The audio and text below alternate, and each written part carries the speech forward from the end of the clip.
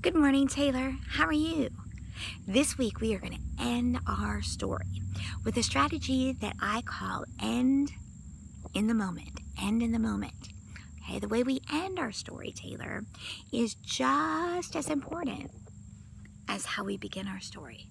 We want to leave our readers with a really satisfied conclusion that makes them feel awesome and wanting more.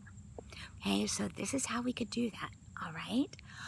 Let's say that I was on a roller coaster ride and I was screaming my head off and going on all these cool twists and turns and going upside down and having the time of my life.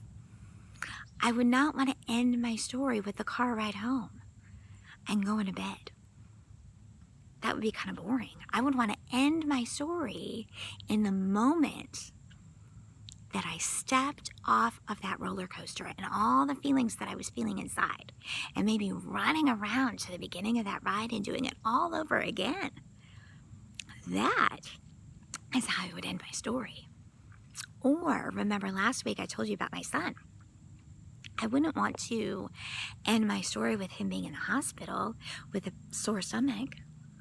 I would want to end my story with what I saw last night. Okay, last night he was able to play football again. He's strong and healthy now, and he stepped out onto the field with his teammates and had an awesome game. So I would end my story in that moment that I saw my son step onto the field, because I was feeling everything in that moment in time, ending in the moment.